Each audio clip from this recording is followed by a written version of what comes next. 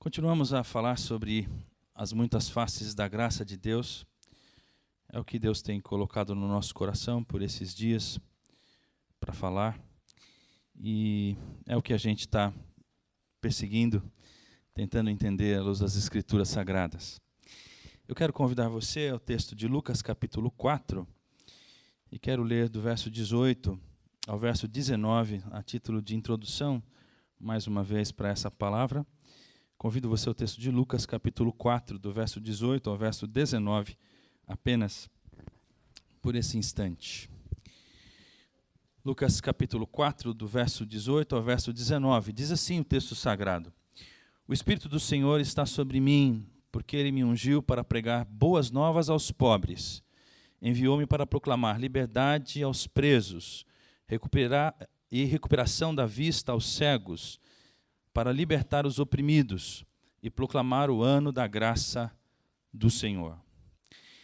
Essas palavras de Jesus, como eu disse ainda há pouco, elas foram tiradas lá da profecia de Isaías.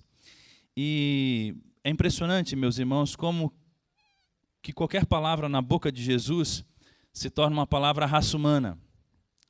Não se trata de um profeta, de um líder religioso, falando aos seus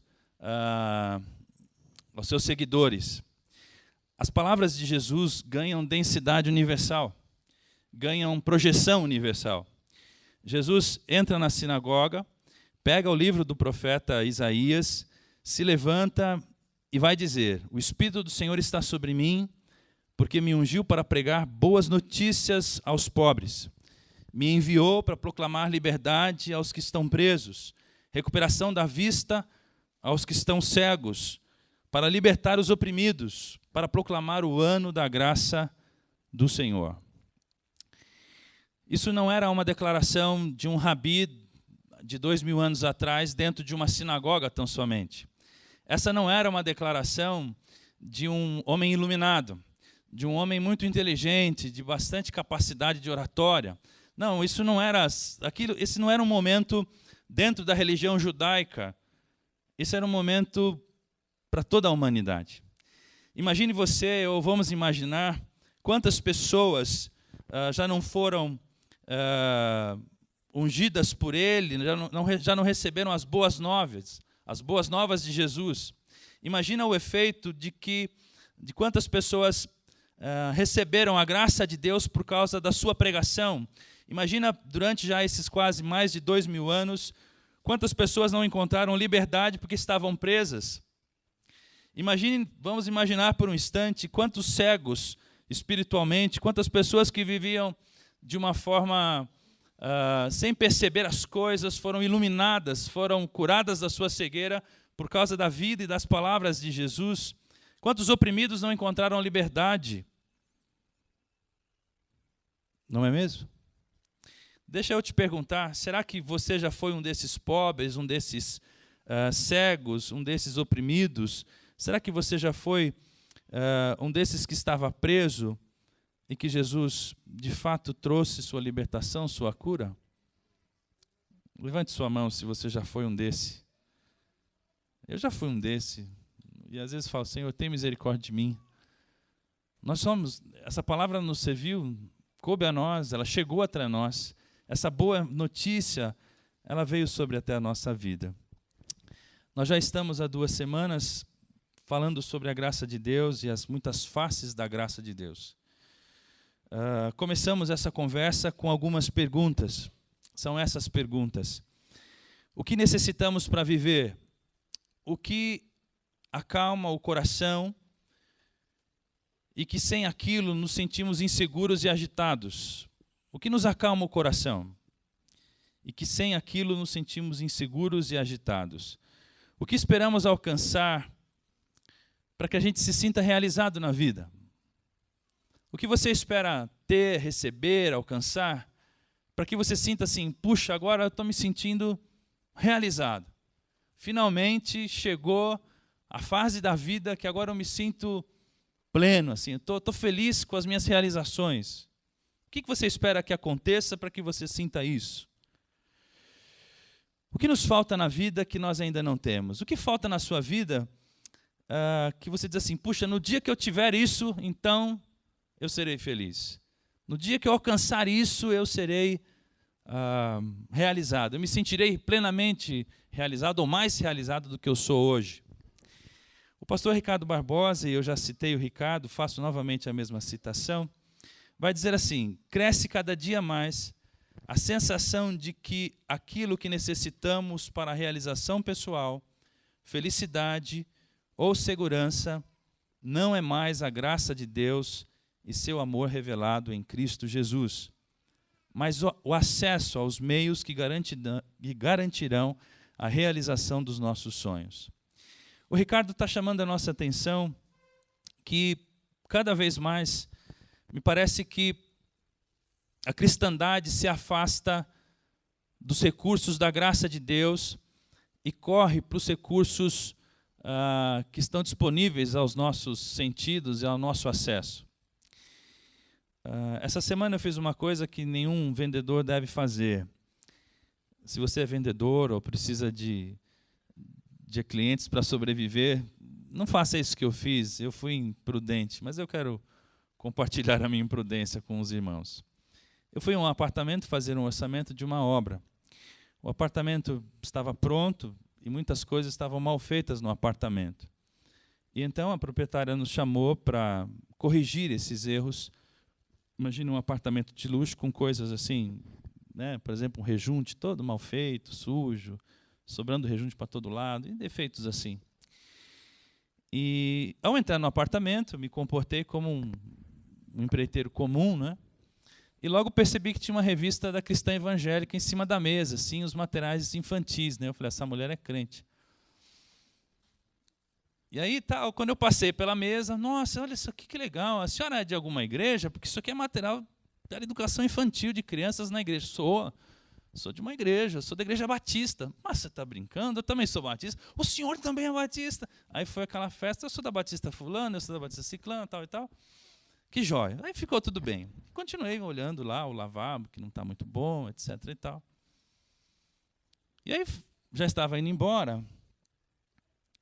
E o clamor daquela mulher, né, o lamento dela, olha se isso é possível, olha se aquilo é possível, olha esse detalhe aqui, né?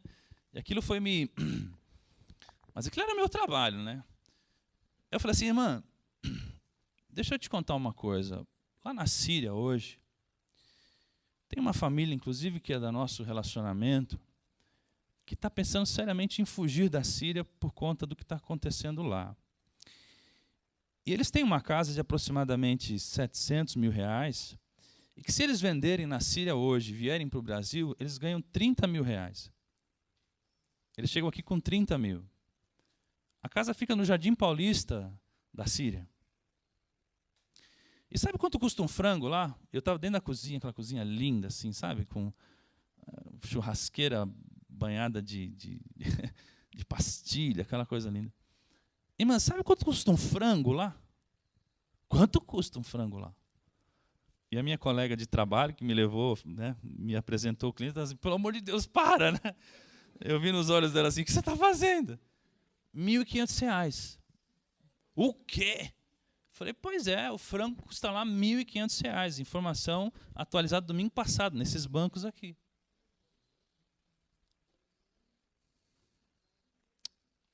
Aí eu disse assim, veja que não faz muito sentido a gente se preocupar tanto com isso, ok? Mas se eu posso resolver isso para você, existem produtos que tiram esse rejunte, aí eu fiz a média, né? Não, tudo bem. Eu falei, meu Deus do céu, não era para falar isso, né? Mas, enfim, perceba que parece que, para nós, a graça de Deus é um algo mais do domingo de manhã. É um plus da nossa caminhada. Né? Ouvir um bom sermão, perceber como Deus nos ama, cantar essas canções. Enfim, parece que isso é um complemento da nossa jornada, da nossa vida, do nosso esforço. Enquanto que a graça de Deus nos valeria com ou sem todas essas coisas que temos. Enquanto que a graça de Deus deveria nos valer se nós estivéssemos na Síria, a 5 quilômetros do Estado Islâmico, Ou se nós estivéssemos aqui, no Jardim Satélite, confortavelmente sentados, desfrutando assim de uma manhã tão segura, tão preciosa, abraçando os irmãos e cantando as verdades da nossa fé com tanta liberdade e graça, né? É isso que o Ricardo nos chamou a atenção, e eu quero continuar a pensar sobre a graça de Deus. Confiar na graça de Deus, meus irmãos, é um desafio diário para nós, que passa primeiro por compreender a graça, depois experimentar a graça e então confiar na graça. Eu não acredito que nenhum de nós aqui duvidaria da graça de Deus. Se eu perguntasse se você confia na graça de Deus, se você acredita na graça de Deus, na capacidade de Deus e na promessa de Deus que nos supriria com a sua bondade, com a sua força, com os seus recursos, em qualquer circunstância da nossa vida, você diria, sim, pastor, eu acredito. Agora, acreditar é uma coisa, confiar é outra. Não é verdade? Porque no dia que a situação se complica, é aí que a gente percebe o quanto a graça de Deus, de fato, é suficiente para nós ou não.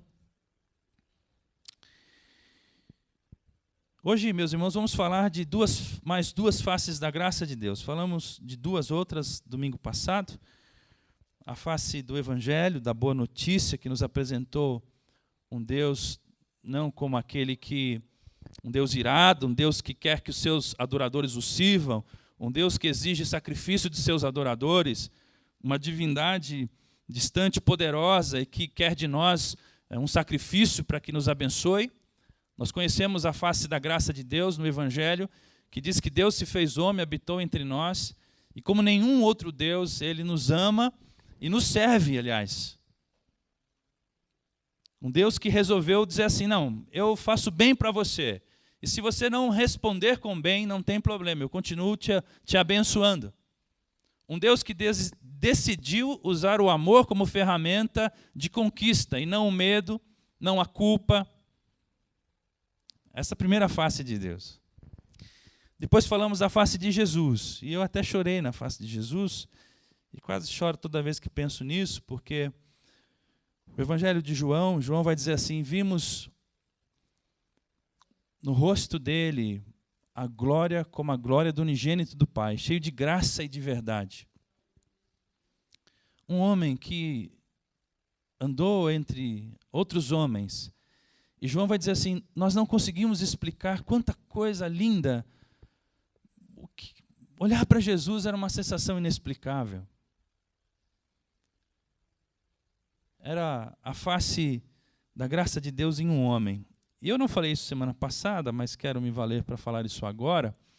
Quer ver? Vou fazer um exercício com você. Por um momento, pense em alguém cheio da graça de Deus que você conhece. Pensa só em uma pessoa.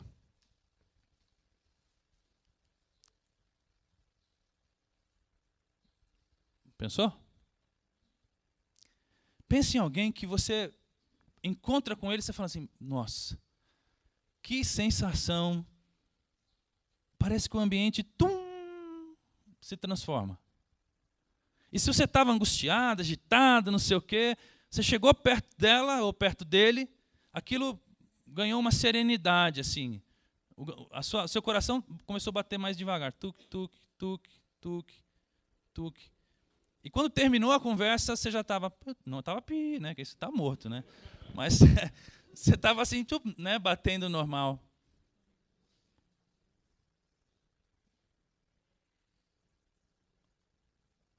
É bom conhecer gente assim, não é? Às vezes a gente daria tudo para conviver com gente assim. O Pedro me ligou, aliás, mandou uma mensagem ontem. E aí, reverendo, o tio Pedro, lá o missionário lá de Minas Gerais. Estou aqui em São Paulo, rapaz. Onde é que você está? E tal, e tal. Eu rapidamente, onde você vai estar hoje à noite, Pedro? Em Osasco. Me dá um endereço, que eu quero ir lá te visitar. Porque um homem que entra nos prostíbulos de Belo Horizonte para dignificar aquelas mulheres, um homem que vai para o Nepal construir casas e igrejas, acabou de vir do Haiti, vai para o sertão, um homem... Assim, o Pedro, para mim, é um um homem que me fala da graça de Deus. E ele não precisa nem falar nada, é só sentar com ele e olhar para ele e colar nele que eu já me sinto assim, perto da graça de Deus. Não é? Bom, hoje nós vamos falar sobre duas outras faces da graça de Deus. Convido você ao texto de Efésios, capítulo 2.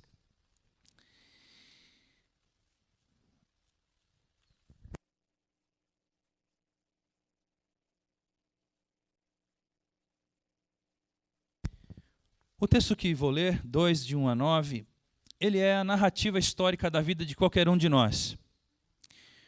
O texto de Efésios 2, 1 a 9, diz o que aconteceu com qualquer um de nós. Se você olhar para esse texto e colocar o teu nome aqui, se ver no texto, se ver nessa narrativa, você vai ver que o texto está falando da sua vida.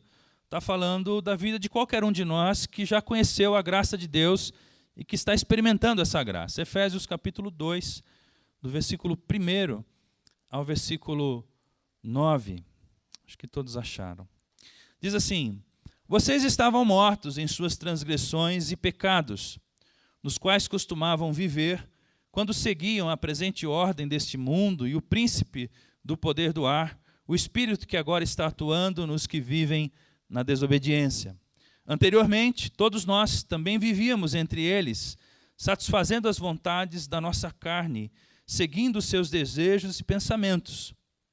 Como os outros, éramos por natureza merecedores da ira de Deus. Todavia, Deus, que é rico em misericórdia, pelo grande amor com que nos amou, deu-nos vida com Cristo, quando ainda estávamos mortos em transgressões. Pela graça vocês são salvos. Deus nos ressuscitou com Cristo e com Ele nos fez assentar nos lugares celestiais em Cristo Jesus, para mostrar, nas eras que hão de vir, a incomparável riqueza da sua graça, demonstrada em sua bondade para conosco em Cristo Jesus. Pois vocês são salvos pela graça, por meio da fé. E isso não vem de vocês, é dom de Deus.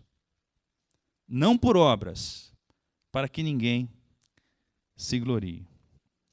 Amém. O verso 1 e verso 3 vai dizer que todos nós estávamos mortos, vivendo sem vida, sob o domínio e a influência do príncipe do poder do ar, e vivíamos satisfazendo nossas vontades, nossos desejos e pensamentos. Em outras palavras, todos nós estávamos desconectados de Deus e vivíamos a vida como queríamos. Tocávamos a vida sem a interferência, sem percebermos a bondade de Deus sobre a nossa vida. E a teologia vai dizer que existe uma graça chamada de graça comum. A teologia chama de graça comum aquela manifestação do amor de Deus sobre toda a humanidade. Então, por exemplo, o fato de ter amanhecido hoje, o fato de ter chovido essa noite, o fato de você ter o prazer das amizades, o fato de Deus ter feito o ser humano com todas essas possibilidades de vida, são expressões da graça de Deus dentro de nós, dentro do ser humano, que ele pode experimentar. O apóstolo Paulo vai dizer que todos nós olhamos para estas coisas, para as obras das mãos de Deus, e podemos reconhecer Deus nelas. E se Deus um dia nos chamar para uma conversa e dizer assim, você nunca me viu? Nenhum de nós pode dizer assim, não sei quem você é, porque você viu a Deus na beleza do nascimento de seu filho, você viu a Deus na beleza de uma amizade, você viu a Deus num cânion enorme, você viu a Deus na florada das cerejeiras, você viu a Deus na manhã dos passarinhos. E numa cidade como a nossa, a gente fala assim, puxa, pastor, está difícil isso, né? Mas, enfim, dá para ver, se você tiver olhos para ver. Esses dias, essa semana, acordei com um sabiá barulhento lá perto em casa. E os sabiás são interessantes, porque eles se conversam, né? Então eles ficam aqui, piriri, piriri, o outro responde lá, piriri, piriri. Outro vai piriri, piriri. Aí você vê que tem 3 sabiás trocando ideia, né? Logo de manhã, e você querendo dormir, o sabiá. E aí dentro do quarto eu comecei a assobiar também. E ele... Aí ele mudava a entonação e eu mudava a entonação junto com ele. Eu não sei o que ele está dizendo, mas eu também estou dizendo a mesma coisa. E daqui a pouco era 4 sabiá conversando, um debaixo de coberta e os outros 3 lá fora, né? Falei, Deus, que coisa linda, não é? E eles vão dormir essa noite. E eles vão acordar na manhã cheio de vida de novo. Isso é a graça de Deus. Bom, do verso 4 ao verso 5, diz que a graça de Deus, ele não perdeu a paciência dele conosco e nem nos exterminou. Em vez disso, com a sua imensa misericórdia, o seu amor extravagante, Deus nos abraçou e nos fez experimentar o que é vida. Vida, vida mesmo. Eu acho engraçado isso, porque há um evangelho hoje que está longe de ser vida. Aliás, alguns irmãos curtiram uma compartilhada que eu dei essa semana aí do pastor Ricardo Gondim, e o título da compartilhada dele, do texto dele é o seguinte: Deus me livre de um país evangélico. Deus me livre disso. E eu botei lá embaixo, amém. Porque ele vai dizer que esse evangelho de mente finita, esse evangelho que engaiola pessoas num templo, esse evangelho que pilota a vida dos outros para arrancar dinheiro delas, esse evangelho que se tornou uma tribo dentro da grande cidade, esse evangelho que quer abrogar para si a prepotência de ser, né, o portador da verdadeira vida, mas que na verdade são os amargurados, são os culpados, são os religiosos. Então esse evangelho não presta para nada. Então Deus me livre de um país evangélico. E se você está pensando em votar em crente aí, candidato, você pense bem, viu? Pense bem. Pense bem. O que o texto está dizendo é que Deus nos chamou dessa vida voltada para si mesmo, dessa vida que só queria fazer o que você quer, dessa vida que parecia um animal, tentando alimentar suas próprias paixões, os seus próprios desejos, a sua própria ganância. Quer dizer, dessa vida que era controlada por essa natureza maldosa, essa natureza longe do controle, essa natureza que te engolia. Deus te tirou dessa vida e te deu uma vida em Jesus. Deus fez você viver a vida de verdade. Foi o que Jesus prometeu. Eu vou dar vida em abundância a vocês. Eu vou dar uma vida de verdade. E o meu jugo, ele é muito melhor do que o jugo dos outros. O jugo da religião. O jugo, o que era o jugo? O jugo era a forma como um rabino interpretava os mandamentos de Deus. Então Jesus vai dizer assim: tomai sobre vocês o meu jugo, porque o meu jugo é leve, o meu jugo é suave. A minha interpretação de quem é Deus faz muito bem a você, traz vida a você. A minha interpretação de quem é Deus não coloca mais aios sobre as suas costas. Minha cunhada quer muito vir nos visitar, mas não pode. Porque seu namorado não pode sair da igreja dele de domingo. Você entende isso? Meu irmão, se minha cunhada mandar eu visitar, vocês vão me desculpar, eu vou lá.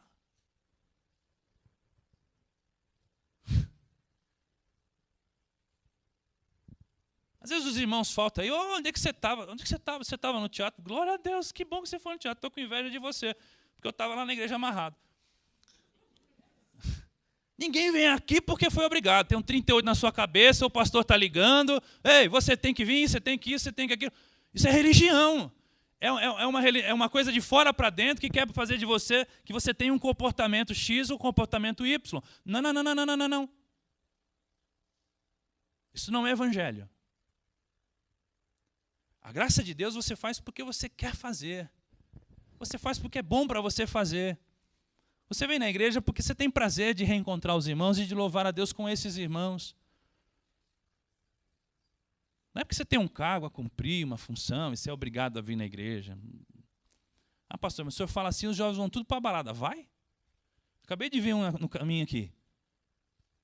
Deu vontade de parar o carro, botar aquele menino dentro e falar assim: acorda, safado. Onde você mora, ó infeliz? Deixa eu te levar para sua casa. Vai para a balada. socou todas. Um menino bonito, assim, que nem os nossos, assim. Bem vestido, largado, assim. Numa rua sem, né? Encostou na calota de um carro e ficou lá. Tá bom, você quis ir, você foi, você decidiu, você fez suas escolhas. Agora, se tem um dos nossos meninos aqui, bem bonitinho, tocando e não sei o quê, e veio porque a mãe mandou, porque tem medo de ir para o inferno, veio porque esse Deus vai tirar sua bênção de você, se você veio por outras essas razões, era melhor você ir para a balada, viu? Porque tanto faz você vir aqui ou ir para a balada. Com esse pensamento não adianta nada, nada, nada, nada.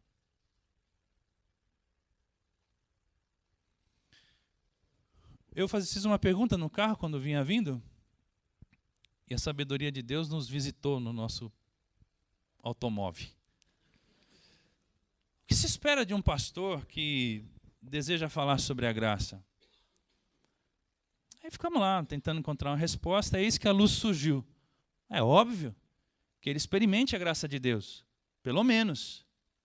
Então, eu me vi, meus irmãos, assim, puxa, eu vou falar sobre a graça, mas, Senhor, manifesta a tua graça sobre mim. Porque se eu falar sobre a graça sem a graça, fica tudo tão sem graça, não é? Parece que está falando sobre a lei. É isso, meus irmãos. Versículo 6 ao versículo 7, o texto vai reafirmar: estávamos mortos, por isso fomos ressuscitados com Jesus. Essa ideia de morrer, ressuscitar, às vezes é confusa para quem ainda não tem proximidade com o Evangelho. É como se você fosse na Cracolândia, não sei se você já foi, se você já viu na televisão, e você vê aquele povo lá vivendo assim, me dá isso, me dá um pão, e eles não têm vida, eles estão mortos, são feitos aquele The Walking Dead, sabe? Aí de repente você vê aquele moço tomar um banho, se libertar das drogas, voltar para a família, restabelecer, você fala, nossa, ele está vivo. É isso, ele estava morto e agora ele está vivo. Só que a gente ressuscita, não é porque a gente toma banho ou sai das drogas, a gente se desintoxica do pecado por causa da ressurreição de Jesus. A ressurreição de Jesus foi a porta que nos trouxe a sanidade, para nos aproximarmos de Deus e ganharmos sanidade na vida. E agora não é porque a gente... Assim, isso não acabou também. Quando a porta da sanidade se abriu, quando Cristo abriu o caminho até Deus e nós enxergamos o amor de Deus por nós e fomos até Deus, Deus nos mandou o Espírito dele para que esse Espírito faça manutenção em nós, né? Porque se Deus tirar o Espírito dele de nós, daqui a pouco a gente volta tudo para o vômito de novo. Nós somos tudo ex-drogado. Não é não, irmãos? O que vocês acham? Oi, eu sou o Eli. Estou há 5 dias, né, sem falar mal da vida dos outros. Oi, eu sou... Sabe aquela coisa do A? Nós somos assim. De vez em quando a gente se encontra. Oi, eu sou o pastor. Ontem eu dei uma porrada no carro no carro que me flechou na rua. Não estou há 5 dias tendo domínio próprio. Eu pisei na bola no domínio próprio. Agora tem que... Não é assim? Agora, o Espírito é essa força, é esse poder que está dentro de nós, que habita em nós e que tomou o nosso espírito a fim de controlar a nossa vida, de nos dar uma opção de vida mesmo. É isso que a gente chama de conversão, é isso que a gente chama de estar ressurreto em Jesus. É isso que é a ressurreição em Jesus. O texto diz que, do verso 6 ao verso 7, que além de nos ressuscitar com Cristo, agora vivos, estamos assentados ao lado dele nos lugares celestiais. Isso é uma coisa maravilhosa para se pensar. E esse privilégio que nos foi dado é a prova incomparável da riqueza da graça de Deus. Então, do verso 8 ao verso 9, que fique claro que na história da salvação dos homens, na nossa história da salvação, na sua história e na minha história, foi Deus quem quis nos salvar. Não foi qualquer tipo de merecimento humano. A graça de Deus, a face da graça de Deus, é a face de um presente imerecido. Um presente merecido. Eu acabei de receber alguns presentes ali. Vocês acreditam, meus irmãos, que eu não acho que eu mereço nada do que vocês falaram? Vocês vão me desculpar?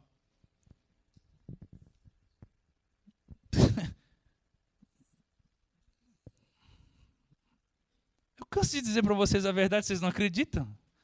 Vocês ficam acreditando, oh, que esse homem nada, pessoal. Tudo bem que eu não meto o pé na jaca, mas também não sou assim, né? Um devasso. Mas nós vamos falar disso daqui uns 2 domingos, que na medida que o Paulo fala isso, pessoal, eu me relacionei com vocês pela graça de Deus. Porque se eu me relaciono com os irmãos pelo meu merecimento, não, olha, de fato, obrigado, queridos irmãos, realmente, nesta manhã, nós estamos lisonjeados pela homenagem e gostaríamos de agradecer aos irmãos por essa vida confortável que os irmãos nos oferecem. Inclusive hoje almoçarei na casa do irmão Eli. E tudo isso será uma grande bênção para nós. Então, se eu me faço de personagem e você começa a adorar o personagem, nossa, olha que voz, até estou tremendo agora. Olha como ele é bom. Olha como o pastor, como ele é piedoso, como ele é. Nossa, olha como é que ele trata a mulher dele. Nossa, que ele tem um marido assim. Não se apaixone por mim. Não se apaixone por mim. Eu não sou desejável. O Paulo fala assim, eu não fico jogando arroz em mim, porque eu não quero que vocês saibam do que Deus, pela graça de Deus, Deus me permite fazer ou viver. Eu espero que vocês ouçam a voz de Deus, só isso. E aí depois eu fiquei pensando naquela conversa de quinta para cá, viu, irmã Maria, os irmãos que estavam aí no culto, pensando assim, é engraçado isso, né? O povo lambe e constrói seu ídolo. Porque eu faço a mesma coisa, viu? Fico mandando e-mail para o pastor Ed. Oi, Ed, tudo bem? Escutei o seu sermão. Isso é demais, cara.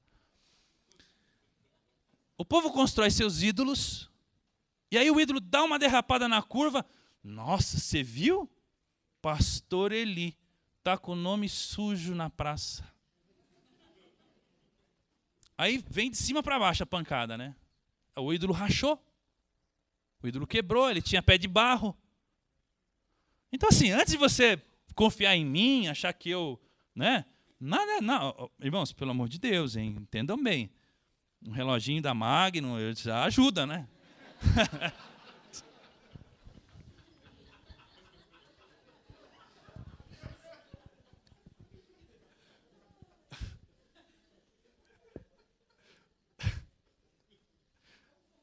Irmãos, assim, deu para entender, assim? Tudo bem, assim, é bom isso, não é pecado isso também, né? Bom, acho que vocês entenderam, né? Isso é um imenso prazer, um imenso presente de Deus. Agora, nessa história da graça, ninguém é protagonista. Deus é protagonista. Nessa história de ser bom, nessa história de amar primeiro, nessa história de ter virtudes, nessa história de ser fonte de vida, nessa história de ser um amigo de verdade. Olha, meus irmãos, pela graça de Deus eu posso até te ajudar, mas quem é protagonista nisso não sou eu. Não sou eu. É Deus. Então, não fie sua vida em mim. Do mesmo jeito que eu não fie minha vida em vocês. Deu para entender? A gente fia a nossa vida em Deus. E na graça de Deus. Amém, meus irmãos? Mas continue nessa levada aí que estava bom. Agora, meus irmãos, vou estragar o presente. Eu gosto de estragar as coisas. Meu Deus, como o Senhor me deu a capacidade de estragar. As pessoas estão tão felizes e contentes. Aí lá vem o pastor falar de um negócio. Deixa eu fazer uma pergunta para os irmãos. O que vem depois da graça de Deus? Ok, Deus nos amou, nos deu um presente merecido, nos trouxe do reino das trevas para o reino do Filho do seu amor, nos tirou de uma vida subjugada aos vícios, ao sexo, às drogas, ao rock and roll, nos libertou disso tudo, nos deu uma experiência de vida, a vida mesmo, foi bom conosco, nos supriu, nos entendeu, nos entende, nos sustenta, nos conduz, nos ama. Ok, agora o que vem depois dessa graça?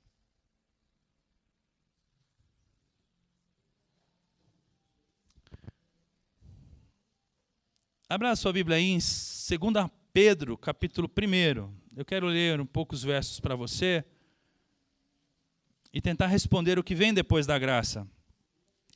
Porque o discurso da graça, a face da graça, pode dizer para nós, ou pode dar a impressão, de que deixe com Deus que Deus resolve tudo.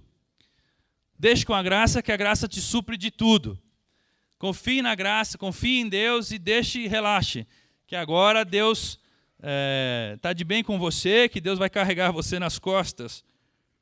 Veja o que o apóstolo Pedro está dizendo. Segunda epístola de Pedro, capítulo 1.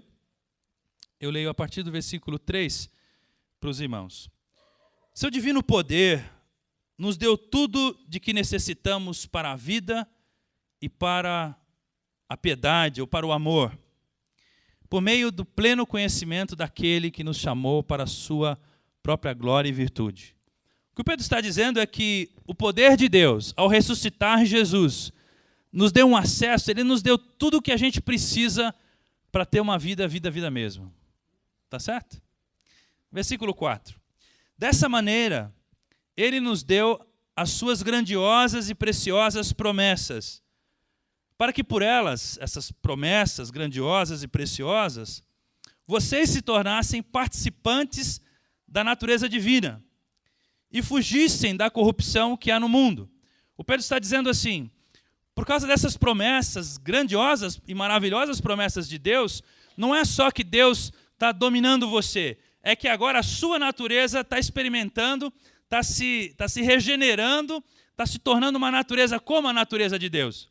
Você não está sendo só uma pessoa controlada por Deus, você está se tornando uma pessoa como Deus é. Olha que coisa maravilhosa. O Pedro está dizendo que, dessa maneira, essas grandiosas promessas não foram dadas só para que a gente seguisse a Deus ou para que Deus nos abençoasse, mas para que, por meio delas, vocês se tornassem participantes da natureza divina. E ao se tornar participantes dessa natureza, vocês não voltem mais para esse mundo de cobiça, de pecado, de dependência, codependência, para esse mundo de vazio, que é a história da raça humana sem Deus. Tudo bem até aí? Viu como esse texto se conectou com o outro de Efésios? Agora presta atenção no versículo 5.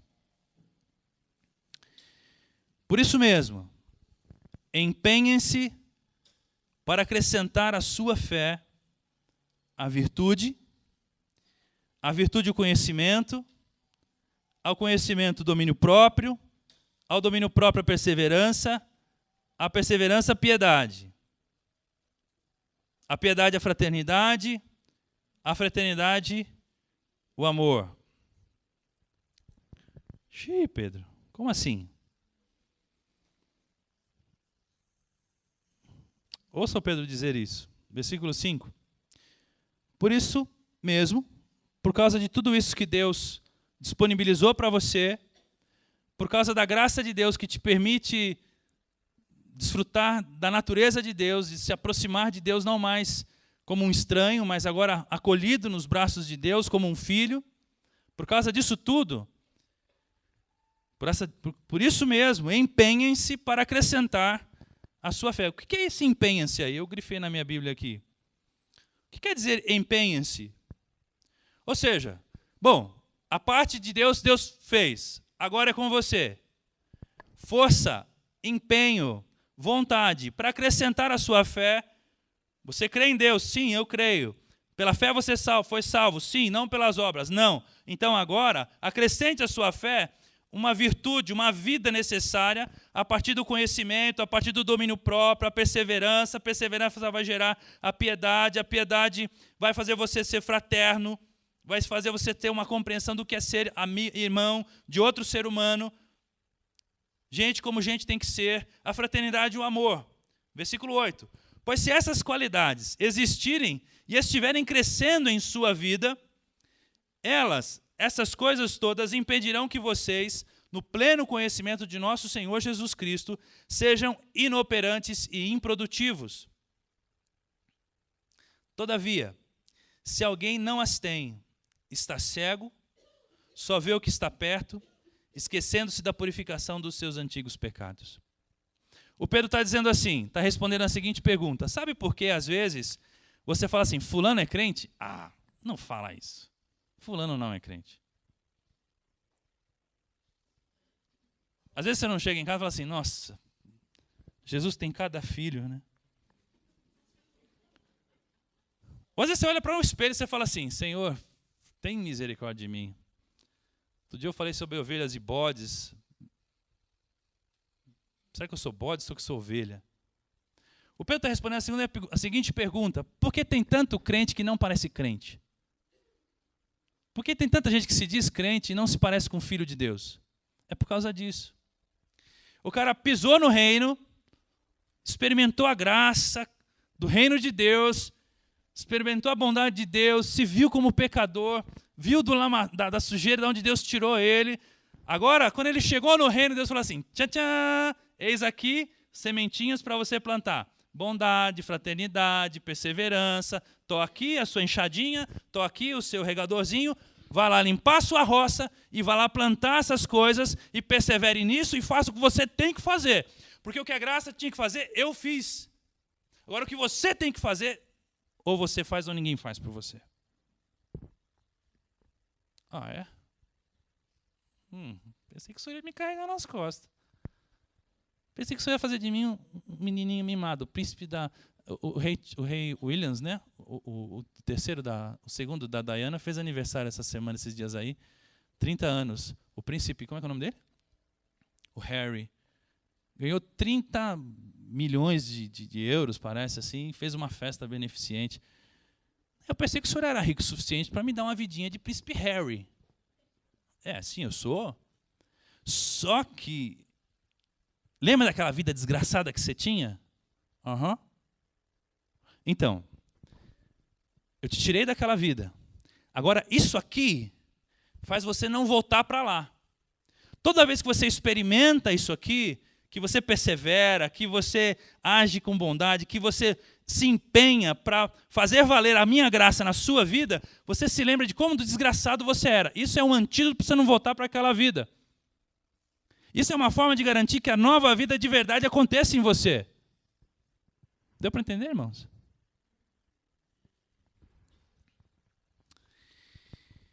Não queria estragar, né? Mas eu não estou estragando, eu estou falando a verdade.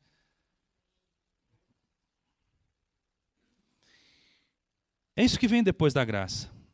O verso 10 novamente diz assim, portanto, irmãos, empenhem-se ainda mais para consolidar o chamado e a eleição de vocês. Pois se agirem dessa forma, jamais tropeçarão.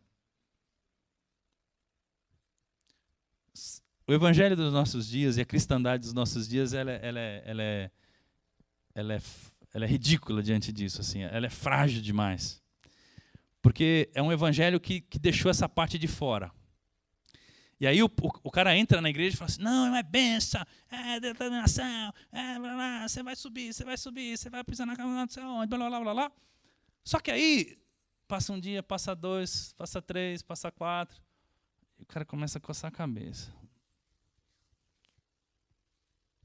Será que essa magiquinha do pastor, esse pirim-pim-pim, gospel, vai me sustentar mesmo? Aí morre um filho atropelado.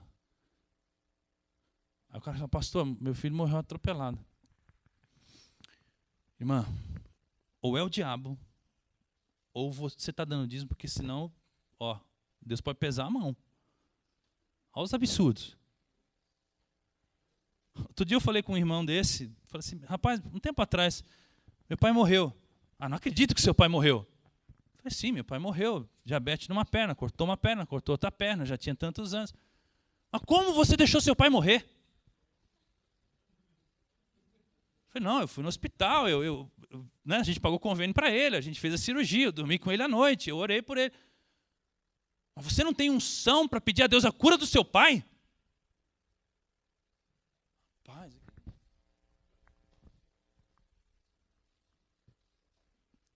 O que Pedro está dizendo é que não é assim que funciona, pessoal.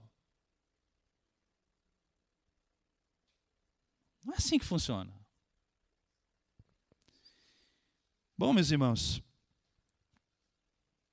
a graça não fará isso por nós.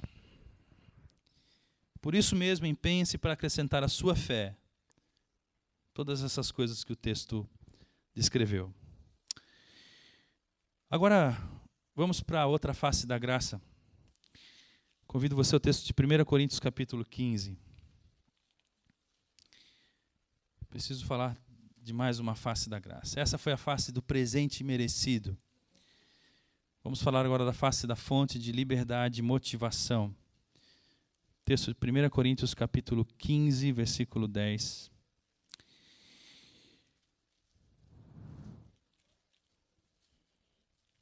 Se um dia eu morrer e você estiver perto de mim, e tiver o cuidado de mandar fazer uma lápide para o meu túmulo. Se bem que ultimamente o pessoal não tem nem mais esse cuidado, né? A gente morre. Outro dia eu vi uma irmã sendo enterrada dentro de uma anilha, assim. Meu Deus, mas vai ficar dentro dessa anilha? É a anilha, sabe essas anilhas de... Põe lá na anilha e fechou com uma placa na frente. Falei, meu Deus, que esquisito, né? Fica pendurado lá na anilha, assim. Fiquei imaginando. Mas se eu morrer um dia e você estiver por perto, por favor, peça aos irmãos mais abençoados por Deus. Abençoados significa endinheirados. Faça uma placa e coloque esse versículo na minha sepultura. 1 Coríntios 15, 10. Diz assim: mas pela graça de Deus sou o que sou. E a sua graça para comigo não foi inútil. Pode parar aqui nessa parte do versículo, para não ficar muito caro para você escrever até o final. Pela graça de Deus sou o que sou, e sua graça para comigo não foi inútil. O que o apóstolo Paulo está dizendo, deixa eu tentar ser rápido, olha só. O Paulo, um pouquinho antes aí, está se explicando. Pessoal, eu persegui a igreja de Deus mesmo, eu fiz um monte de besteira. Você imagina um cara que virou apóstolo do dia para a noite por causa da graça? Então, ele era o cara que mandava prender crente, era o cara que, na morte de Estevão, ele estava lá, ele levou as autorizações para matar o primeiro crente, o primeiro mártir da história cristã, e ele estava lá. E as roupas do Estevão vieram parar no pé dele, ele ficou só vendo o cara morrer. O cara era do Estado Islâmico, por assim dizer. No dia seguinte, ele se alistou na ONU para ser parte das forças de paz da ONU. Está entendendo? Quem é que confia num camarada desse? Então ele escrevia para essa igreja, e essa igreja falava assim, não, Paulo, não vem com essa não. Então tinha um monte de interrogações na cabeça dessa igreja a respeito da integridade do Paulo. E uma delas é o seguinte: Paulo, a gente sabe quem foi você. Em outras palavras, a gente sabe do seu passado, meu amigo. Você já pisou na jaca. Você já fez um monte de besteira. Aqui com nós, não. Você não tem moral para falar, não. E o Paulo, desesperado, porque eles deram moral para um monte de gente de má fama, mas que estavam lá pregando um evangelho de facilidades, e o Paulo está desesperado. Nesse instante aqui, ele vai dizer, olha aí o versículo 9. Pois sou o menor dos apóstolos e nem sequer mereço ser chamado apóstolo, porque eu persegui a igreja de Deus, eu sei disso. E aí ele faz uma declaração, mas alto lá. Eu resolvi a minha história. A minha história foi resolvida. Pela graça de Deus eu sou o que sou. E a sua graça, a graça de Deus não foi inútil para comigo. É isso que o Paulo está dizendo. Então, ele está dizendo assim, quando eu encontrei a graça, quando eu vi a face da graça de Deus, ela não foi inócua, ela não foi sem sentido para mim. Eu vi que Deus me amava mesmo, eu vi que Deus me perdoava mesmo. Então esse, pela graça de Deus, sou o que sou, quer dizer algumas coisas. Veja lá. Pela graça de Deus, estou resolvido e em paz comigo mesmo. Sabe o que significa isso? Autoimagem. Como é que é a sua autoimagem? Você olha no espelho e fala assim, nossa, você é horrível, hein? Nossa, como você é falha, hein? Nossa, como eu sou burra mesmo, hein? Nossa, como eu não valo nada mesmo, hein? Aí você vai procurar um emprego. Olha, eu vim aqui pela vaga de fulano. Mas o senhor sabe alguma coisa? Não, não sei nada, hein? Mas a senhora gosta do quê? Não, não gosto de nada, hein? Autoimagem. Se você se olha de um jeito que você não se gosta, ou melhor, você pode até não gostar muito assim do Botox, mas se Deus amou o mundo de tal maneira, por causa de você, você não tem o direito de duvidar do amor de Deus. Não é nada com você, é com Ele. Ele decidiu amar você. Ele não está perguntando se você... Porque se dependesse de nós, não é, meus irmãos? Como é que seria isso? Não é questão de mérito, é questão do olho dele. Ele bateu o olho em você e falou assim, você é lindo, Enoque. Você já ouviu Deus falar isso para você, não ouviu, Enoque? Eu já ouvi Deus falar isso para mim. Pela graça de Deus, a imagem que eu tenho de mim mesma não é mais a mesma. A minha autoimagem mudou. Sou o que sou quer dizer, estou livre de provar aos outros que sou perfeito. Sabe o que significa isso? Que pela graça de Deus, Deus te livrou do perfeccionismo. Sabe o que é o perfeccionista? É o cara que quer fazer tudo certinho e que não admite que alguém diga assim, isso está mal feito.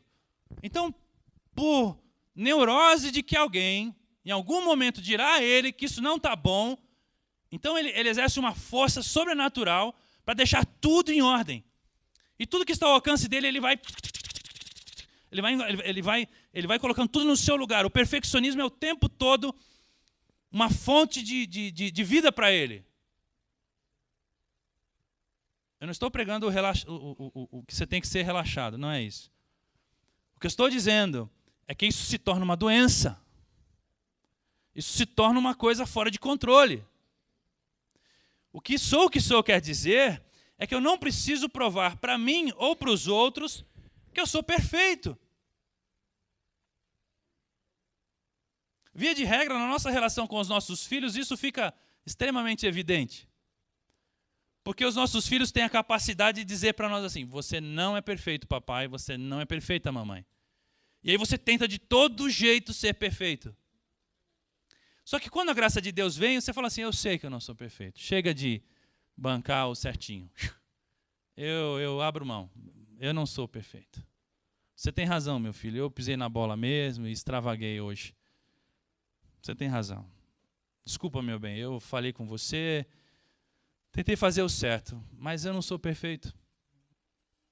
Mas Deus me ama assim como eu sou. Sou o que sou quer dizer... Estou livre para viver a vida apesar do meu passado. Em outras palavras, a graça de Deus nos livra da culpa. Irmãos, eu não tenho culpa, assim, eu não carrego culpas históricas. E as que eu tinha, eu já tratei logo de resolver. Mas eu fico impressionado como tem gente que carrega culpa.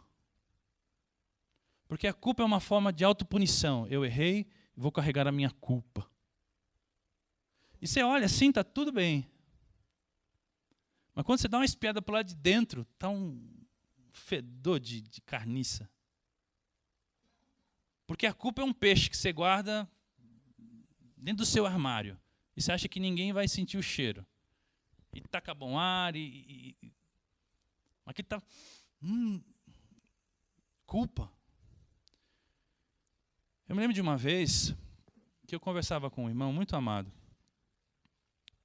E aquele irmão chegou num tempo da conversa assim, não vou falar mais nada para você não, porque eu já contei da minha história para os outros e me traíram.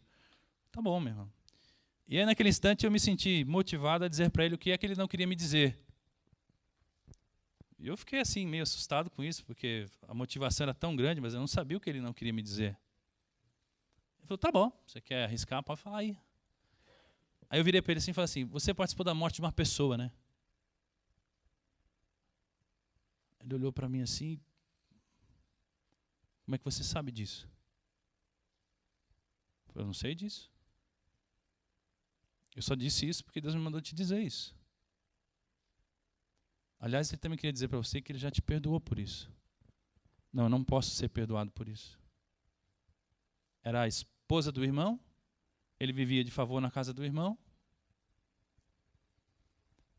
Enfim, tinha lá um caso. Se você que está aqui hoje, dentro desse quadrilátero, carrega a culpa, o Espírito do Senhor está sobre mim para te dizer que Ele levou toda a culpa do seu pecado. Você não precisa mais viver fazendo coisas por causa da culpa do passado. Não, eu sou assim mesmo. Não, eu mereço isso mesmo. Não, você não merece mais nada. Você foi liberto. Você foi liberto. Sou o que sou significa dizer que eu estou livre para viver a vida que Deus separou para mim. Sabe o que significa isso? Que essas coisas todas nos fazem viver uma vida que não era a nossa vida.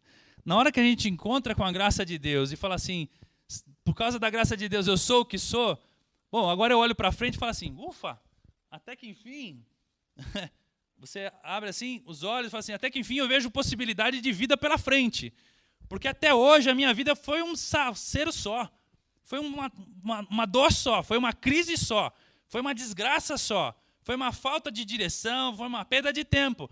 Agora, pela graça de Deus, eu sou o que sou. Então, agora sim, Deus, o que eu posso viver daqui adiante? Aí, a tua vida começa a tomar significado de existência. Puxa, vale a pena criar filhos. Vale a pena amar minha esposa. Nossa, como é bom desfrutar dos meus amigos. A vida começa a sorrir para você e Deus vai dizer assim, meu filho, veja agora, a partir daqui, a vida que eu queria te dar desde o início, mas que não foi possível, porque você estava enredado com tantas coisas aí. Agora é essa vida que eu trouxe e dei para você. Faz sentido viver assim? Faz, Deus. Agora faz sentido viver. Agora eu tenho vontade de levantar cedo. Agora eu faço a coisa certa. Por último, sou o que sou quer dizer, aceito-me como filho de Deus, porque Deus me aceitou assim. Sabe o que isso quer dizer?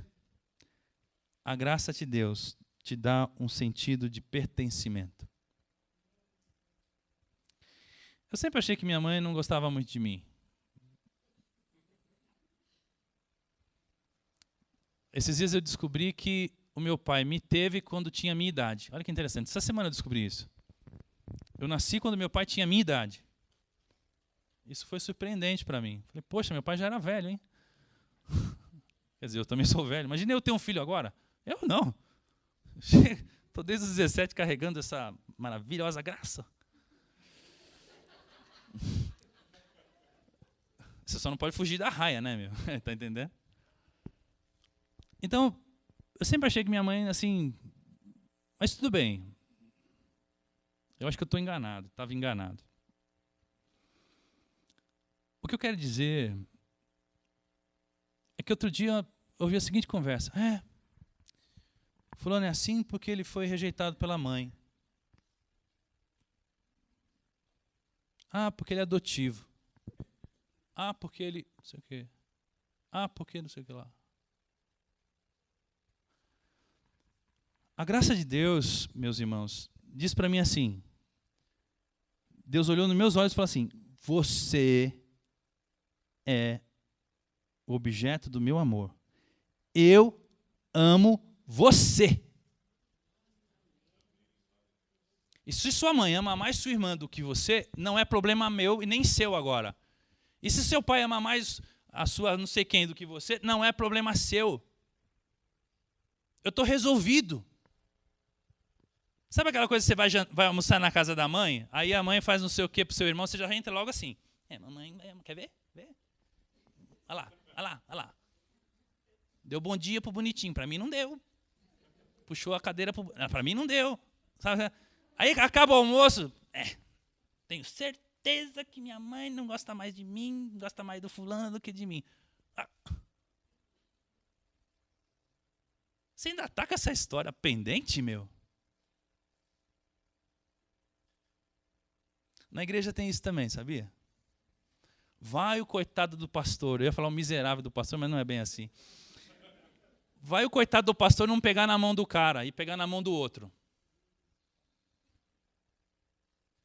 O pastor não pegou na minha mão. Ele abraçou a irmã do banco da frente, de trás que era eu, não pegou na minha mão. Isso quer dizer que o seu senso de pertencimento está sendo dado pela mão do teu pastor. E não pelo olhar de Deus. Entende isso? O Paulo falou assim, pela graça de Deus, eu sou o que sou. Sabe o que é mesmo, Paulo? Sou o que sou. Doidão assim? Doidão assim. Maluco assim? Maluco assim. Esquisito assim? Esquisito assim. Mancando assim? Mancando assim. Baixinho assim? Baixinho assim. Grande assim, careca assim. Pela graça de Deus, eu sou assim. Acabou. Eu não preciso mais querer fazer uma coisa que eu não sou. Eu não preciso mais criar uma máscara. Eu não preciso mais me comportar como se para que as pessoas gostem de mim. Deus gosta de mim. E se Deus gosta de mim, mulher, goste de mim, porque depois de Deus eu preciso que você goste de mim, mas minha mulher gosta de mim, e agora acabou. Porque tua mulher tem que gostar de você, cara, que senão o bicho pega. Os filhos também, Lucas, por favor. Irmãos, agora, veja só. A graça de Deus também tem um poder de motivação, e eu vou terminar com isso aqui. Porque o Paulo diz assim, pela graça de Deus, sou o que sou. E sua graça para comigo não foi inútil. Antes, trabalhei mais do que todos eles. Contudo, não eu, mas a graça de Deus comigo. Guardado o contexto dessas palavras, o Paulo está falando que se esforçou muito mais para abençoar, para trabalhar no reino de Deus e pela vida da igreja, do que aqueles que a igreja estava acatando. Isso aqui me diz também que a graça de Deus nos produz motivação. Eu queria fazer uma pergunta para os irmãos. Pensem comigo na força produtiva de alguém que experimentou a libertação pela graça de Deus.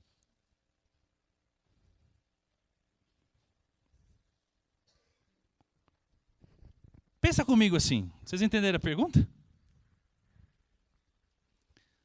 Topa com uma mulher que a graça de Deus não foi inútil na vida dela. Topa com ela. Puf!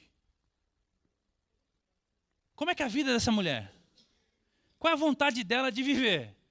Qual a vontade dela de se relacionar? Qual a vontade dela de ser generosa? Qual a vontade dela de ser perseverante? Qual a vontade dela de ser bondosa, de ser, enfim, tudo aquilo que o Pedro falou? Olha para uma pessoa que olhou, que enxergou, que se debateu com a graça, assim, com a face da graça, assim, pô! E a graça não foi inútil. Você deve estar falando assim, pastor, mas isso tudo acontece comigo. Talvez é porque a graça de Deus está sendo inútil. Você não está dando a ela o valor que você precisa dar. Aí você vai ter que rever os seus olhos, vai ter que rever a sua visão com a graça de Deus. Porque tudo que Deus tinha que dar, Ele já deu para você em Jesus. Toda sorte de bênçãos espirituais já estão postas sobre você em Jesus. Agora, se você não Não enxergou a graça, se teus olhos não estavam vendo, você precisa ver. É o que o Paulo está dizendo. Para mim, a graça não foi inútil. Agora eu fiquei pensando também, quais são os motivadores para a vida? Olha só, eu listei aqui, o tempo está curto, eu vou mais rápido. O que te motiva a viver? Número 1, a necessidade. Pastor, tem que pagar as contas, eu tenho que viver. Acordo cedo, faço o que tem que fazer, corro atrás, tá certo? Na verdade, eu queria viver para a cervejinha da sexta, mas eu tenho que encarar o escritório de segunda a sexta para ter o rapzinho na sexta-feira. Mas é a necessidade. O que te motiva a viver? Pode ser a ganância ou a ambição. Eu quero mais. Sou movido pelo mais. Sou movido por outro. Quero mais. Eu sou ambicioso ou ganancioso. O que te motiva a viver? Pode ser a cobiça, a inveja. Isso aqui são maus motivadores, tá bom? Aliás, a necessidade não, mas o restante é. Alguns são movidos pela utopia. Você já viu horário eleitoral? Você gosta de assistir horário eleitoral? Assista horário eleitoral gratuito. É uma lição de vida aquele negócio. Como não ser idiota? Você vai aprender, não é no sermão. Como não viver como um idiota? Assista o horário eleitoral gratuito. Ontem eu estava lá deitadão, minha mulher passando mal e eu no horário eleitoral gratuito. Propaganda dos presidentes. Aí apareceu um cara para presidente. Deixa para lá, vai. Bom, assista o horário eleitoral gratuito. Agora, a utopia pode ser um desses motivadores para viver. Eu acredito nisso. Companheiro, isso vai dar certo um dia. Nós vamos tomar o Estado. Tem um lá que tem uma proposta. A total e imediata destituição da polícia. Mas como assim, cara? Vão se converter todos os bandidos? Utopia. Aliás, o evangelho também pode ser considerado uma utopia. Para alguns é uma utopia. A esperança. Eu abri na internet assim, coloquei lá. O que motiva você a viver? A esperança. Eu tenho esperança que vai ficar melhor. Eu tenho esperança na esperança. Essa é uma coisa boa. Alguns colocaram assim, o prazer na vida, nas amizades, nas coisas e tal. E, meus irmãos, fala a verdade se isso não é bacana de viver motivado por isso. Pensa bem, ó. Nós estamos em setembrão, certo? Janeirão, as suas férias com a patroa e as crianças. Aí você fala assim, Curaçao. Né? Caribe. Aí você, vou trabalhar, vou puxar umas vendas a mais aí. Vai guardando a graninha lá, Rodrigão. Chegou em janeirão, é nós no aeroporto. 15 dias assim, sem fazer nada. Não é motivador isso? Se vocês falam que não é, vocês são todos uns carnal. Isso é espiritual, meus irmãos. Isso é estar no céu e voltar. É bom demais. Vocês têm que fazer isso aí. Pastor, eu nunca fiz. Então faça que você vai ver. Você vai passar para o meu time. A própria vida é meu motivador. Alguns têm o medo como motivador. Tenho medo de perder tudo, medo de ficar sem a comida, medo de ficar sem a casa, medo de faltar o provento. O que me motiva é o medo. Medo, eu sou tocado à base do medo. Agora, pensa comigo, meus irmãos, para terminarmos. Compare por um instante o poder que tem esses motivadores. Porque não são todos eles que nós elegemos como motivadores para nós, são um deles. Então compare, junta tudo, vai. Junta o poder do medo, da necessidade, da ganância, ambição, cobiça, inveja, utopia, esperança, prazer na vida, a própria vida e o medo, enfim, soma todos esses o poder motivador de todos eles e coloca aqui, todos eles aqui. Pum. Agora coloca aqui a força, o poder motivador da graça de Deus.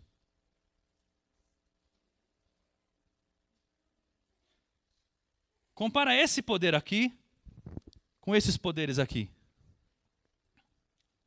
O que você acha?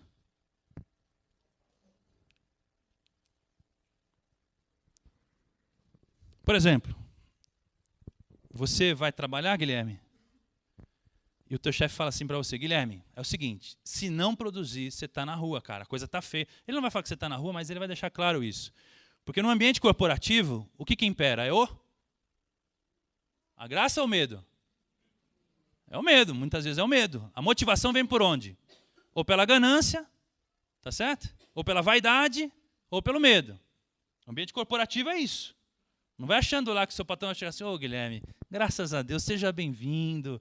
A sua meta não foi cumprida, eu amo você. Deus também te ama, é a graça de Deus para você, Guilherme. Fique tranquilo, as contas que se deixem por aí. O cara não vai fazer isso, né, meus irmãos? Agora, vem do lado de cá. Como é que Deus te motiva a vender? Os irmãos acham que Deus faz isso? Faz, né? Ok, amém. Como é que Deus te motiva a vender? Meu filho, você sabe que eu amo você, né? Eu sei, vai. Então, pé na tábua, cara. Vamos lá. O que foi? Você está com medo? Sua autoimagem? Sua autoestima? O que é? Eu já disse para você. Aconteça o que acontecer, cara. Se o mundo disser que você é uma droga, você não é.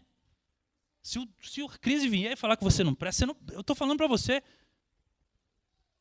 Você vai ficar parado? Eu vou com você, cara. Vamos. A minha graça te basta, Guilherme. Você me ouviu? Vou falar de novo. A minha graça te basta. E quando você se fica fraco, aí a minha graça se manifesta mais ainda. Nós vamos falar disso aí daqui 2 domingos. Porque quando eu sou fraco, aí então é que eu me sinto forte.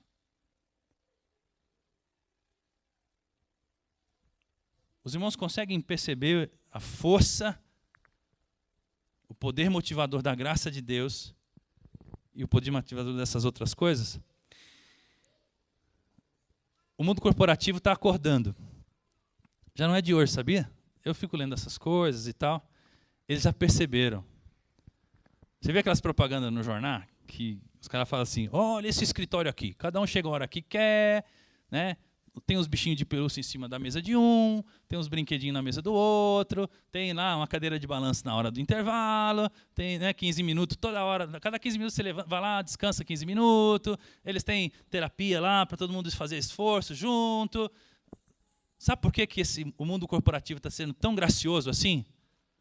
Sabe por quê? Porque ele descobriu que a graça é mais motivadora do que a lei. Ele descobriu que a graça tem mais força do que a lei.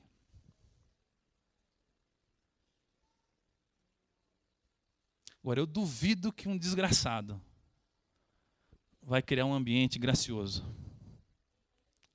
Duvido. O chefe dessa empresa, o dono dessa empresa, é alguém que percebeu, experimentou que aquilo era melhor na vida dele, agora pode ser melhor na vida dos seus funcionários. Ontem de manhã eu assisti a um programa bem cultural na Rede Globo e o Gringo Cardia estava lá. O Gringo Cardia é um design, um artista, né? E ele fez o seguinte, ele transformou os centros de terapias, os hemocentros do Rio de Janeiro para crianças, ele chamou assim de aquário carioca. Então, eu ouvi a reportagem e falei, meu Deus, o que é isso, né? A porta assim do hemocentro é um coral assim, é o fundo do mar.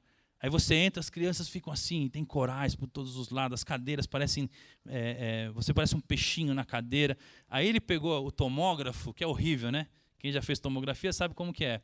E desenhou assim no tomógrafo, era a entrada de um submarino.